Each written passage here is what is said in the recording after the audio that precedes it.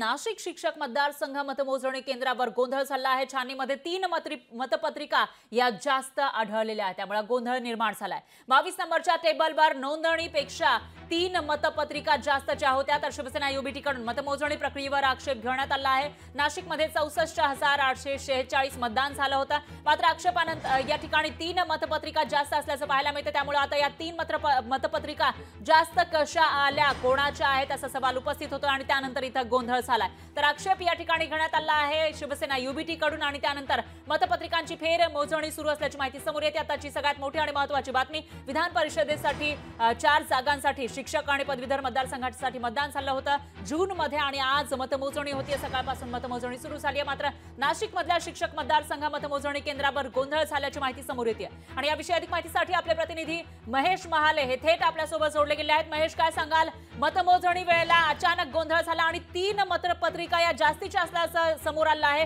नेमकं काय प्रकरण आहे हे आणि त्या 3 मतपत्रिका नेमक्या कोणाच्या आहेत, कुठून आल्यात, काही स्पष्टीकरण आलंय का? नक्कीच खरं तर नाशिक शिक्षक मतदारसंघाच्या मतमोजणीच्या प्रक्रियेला ही सुरुवात झालेली आहे। सुरुवातीला मतपत्रिकांची जी छाननी आहे, सरमिसळ आहे, ती करण्यात येत आहे।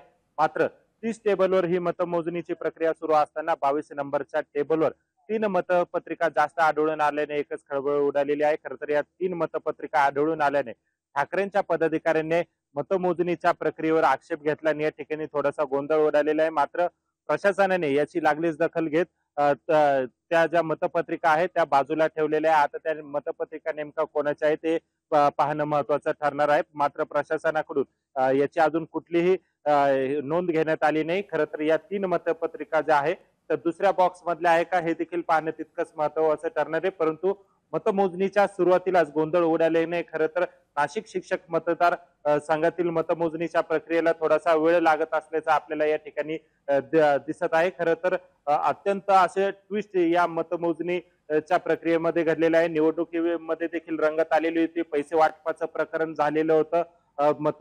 निवडणूक मतदानाच्या दिवशीच मतदान केंद्राबाहेर पैसे वाटल्याने खळबळ उडालेली होती आणि आता मतमोजणीच्या प्रक्रियेमध्ये देखील अडथळा आल्याने एकच खळबळ उडालेली। त्यामुळे आता एकूणच प्रशासन याची गांभीर्याने नोंद घेते का किंवा याच्यावर काय स्पष्टीकरण देतं हे पाहणं महत्त्वाचं ठरणार आहे। निश्चितच महेश, या विषयीची अपडेट आपण तुमच्याकडून घेत राहूयात, कारण या ठिकाणी एक मोठा ट्विस्ट आल्याचं पाहायला मिळते। सकाळी मतमोजणी सुरू झाली, पण ज्या अधिकच्या मतपत्रिका आलेल्या आहेत त्यामुळे आता अनेक प्रश्न उपस्थित होत।